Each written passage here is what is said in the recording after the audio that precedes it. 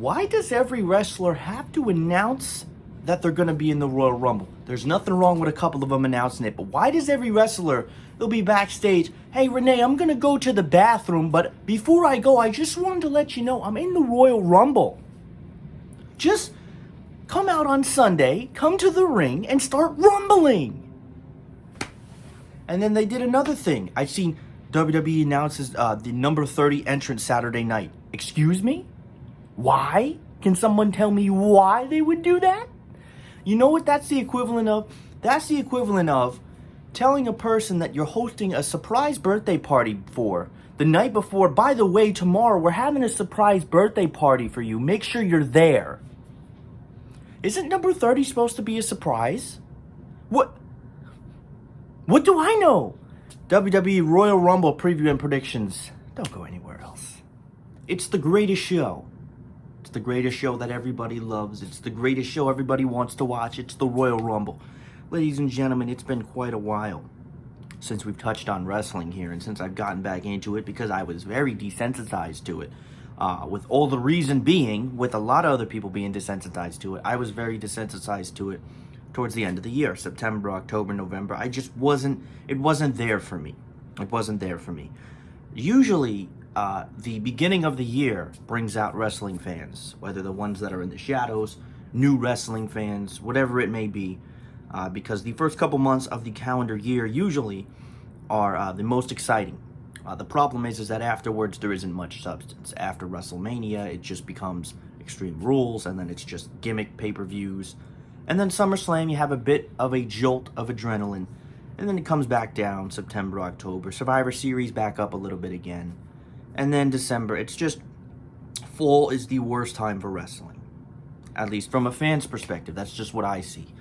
The best part is the early part of the year. You got the Royal Rumble. Who doesn't love the Royal Rumble? No matter how bad it's been in the past, even though in the last couple of years they've actually gotten it right a little bit. The Rumble matches have been better. I've never not looked forward to a Royal Rumble match, even if I was dissatisfied at the end of it. You have the Elimination Chamber, which speaks for itself. Maybe it's not as intense as it used to be, but the Elimination Chamber itself, we all love the Elimination Chamber. Fastlane is just not necessary, and I've always said that Fastlane should not be on the calendar. You know, the Royal Rumble, Elimination Chamber, and then WrestleMania. And to be honest with you, if it was any other pay-per-view other than the Elimination Chamber, that's not really necessary either. Royal Rumble, WrestleMania. Because you build story over a longer period of time than you would if you didn't do it. Correct? Correct. The Royal Rumble card for this Sunday is not bad whatsoever. Some of the matches you don't care about, and that's where we're going to start.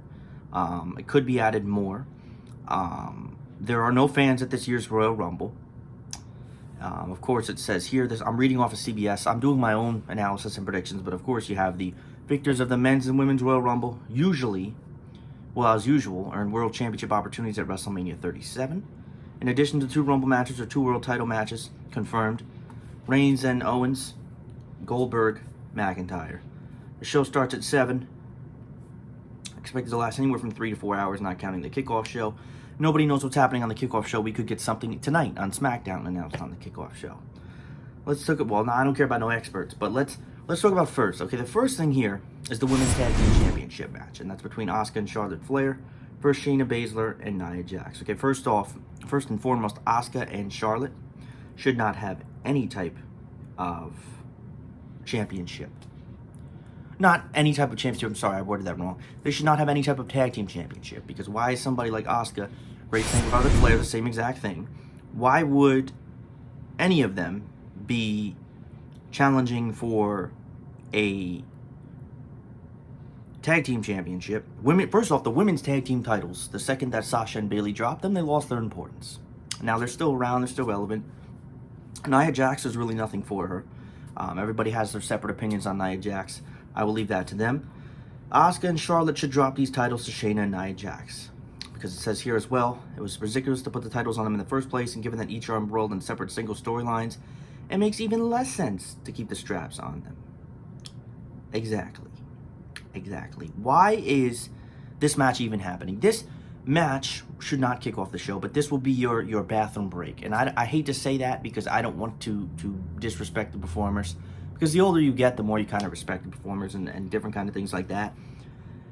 Not your bathroom break, but this is the lesser exciting matches on paper of any of the other ones. Obviously, the Royal Rumble is centered around the 2 Royal Rumble matches. You get your 2 World title matches, and then so on and so forth. Who wins this? I would say Shayna Baszler and Nia Jax, because it makes more sense for them to have the women's tag team titles. Asuka and Charlotte could easily be involved in anything else.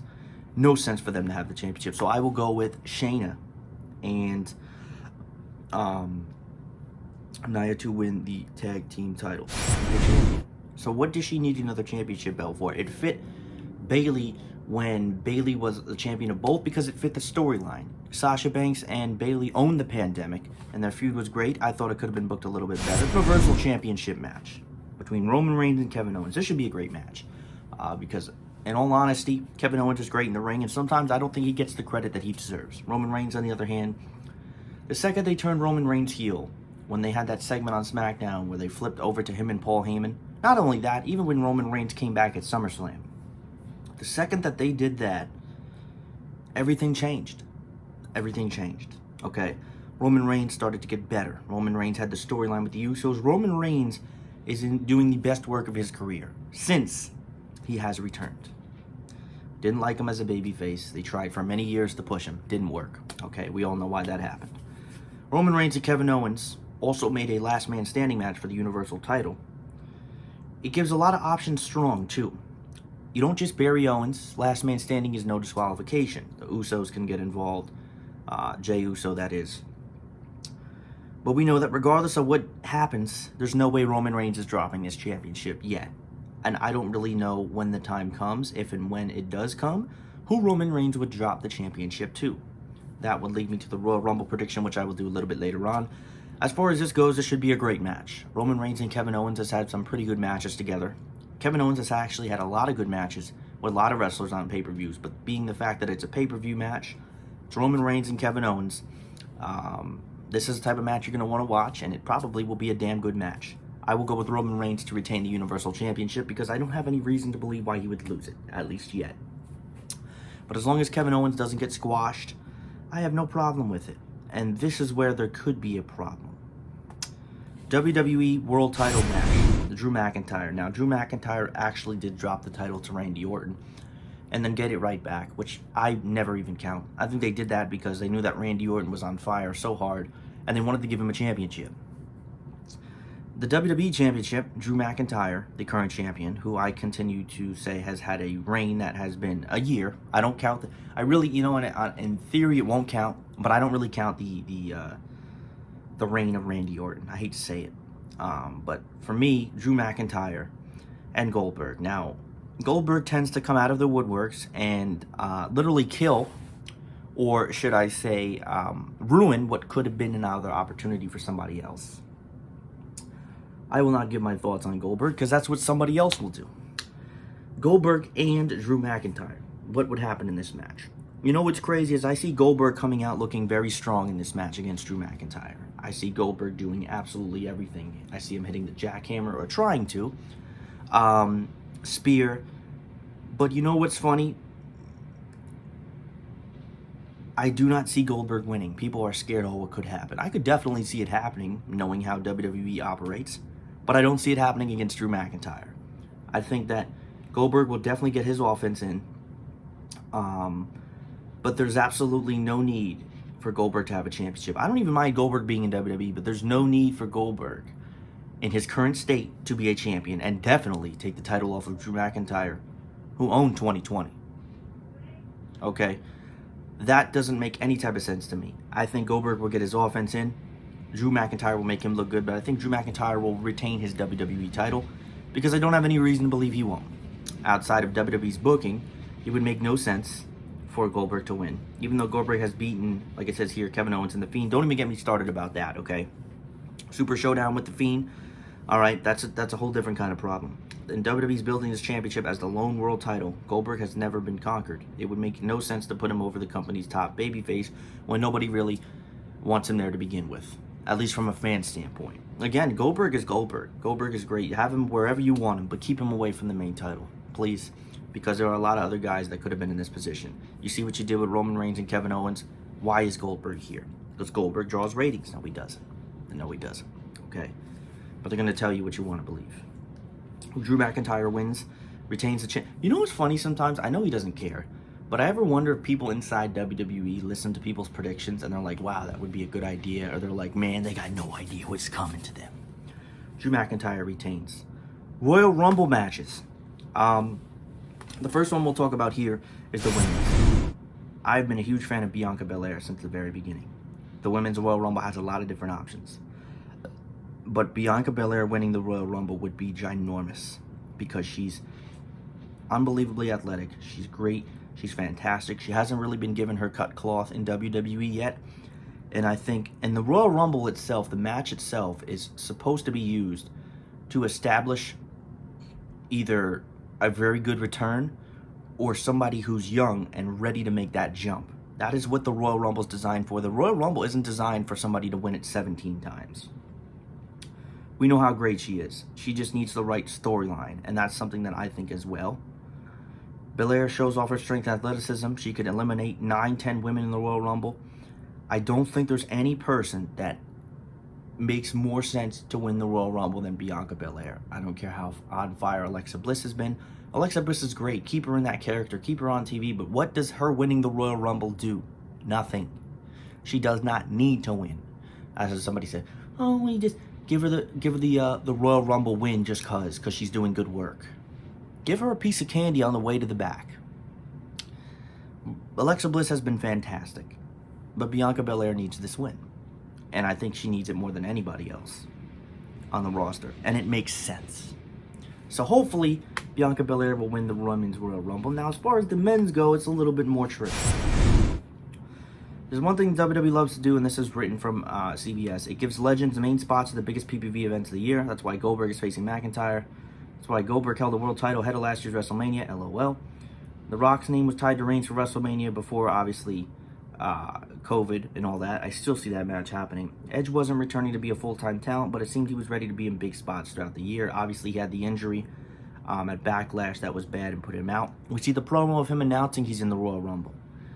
A lot of people are saying that Edge could win the Royal Rumble. Now, some people would say, well, I don't want to see that. I wouldn't mind Edge winning the Royal Rumble because we know if he was to win the Royal Rumble, he would get put into a storyline for a championship. Would that be Edge and Drew McIntyre? I would not mind seeing that. Could it be Edge and Goldberg? I hope not. For Edge's sake, not for Goldberg's sake. You know, Edge is one of those that could happen, but then a lot of people are, on the other hand, saying that it could waste a surprise moment, and it could be Daniel Bryan. Now, Daniel Bryan had his monumentous run in 2014. He was absolutely, unbelievably fantastic, and then he got a career-altering neck injury.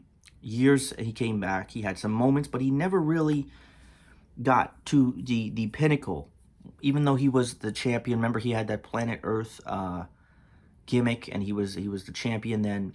It doesn't feel like it was what it was. They note here, 7 years later, Reigns is now a heel. They can easily have Daniel Bryan win the Royal Rumble and fight Roman Reigns at WrestleMania for the championship. That's fantastic. Daniel Bryan is the babyface. Roman Reigns is the fantastic heel. And Roman Reigns and Daniel Bryan have had fantastic matches. There are other legitimate possibilities, but Bryan makes the most sense. He could still earn a shot at Reigns through the Elimination Chamber. That's another thing, too, is that if you don't win the Royal Rumble, it's not technically cancel all because you have the Elimination Chamber. But why waste the perfect storyline? Start building it now. Don't wait 3 weeks before WrestleMania and say, oh, shit, let's build this storyline. I think Daniel Bryan would be my pick to win the Royal Rumble because I think it makes the most sense. Edge is a possibility, but I don't think it's really necessary.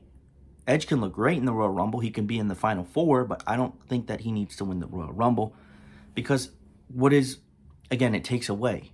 Let's think about this from a long standpoint. Edge wins the Royal Rumble, goes on to WrestleMania. Is he going to win the championship? And he's going to stick around, be full-time for 7-8 months? You know what I mean? You know that you're going to get that from Daniel Bryan. And it's not a knock on Edge. It's just Edge in general. Have him in the Royal Rumble. Have him look good. You can have him be there and have a great performance, but I don't think that you need Edge to win the Royal Rumble. because Daniel Bryan makes more sense. And I would much rather see Roman Reigns and Daniel Bryan than Roman Reigns and Edge, which I don't think would happen. So on and so forth. That's what makes sense. Both of the guys on here that said I'm going with Bianca Belair to win and Daniel Bryan as well. Edge would be my dark horse. And for the women, my dark horse would be Bayley. Bayley would be my dark horse, because why not? But that's your Royal Rumble preview and predictions. Enjoy the show as always. Again, the card is subject to change, and you could have additional matches listed on the final show before the big stop of the Royal Rumble tonight. Everybody continue to stay safe.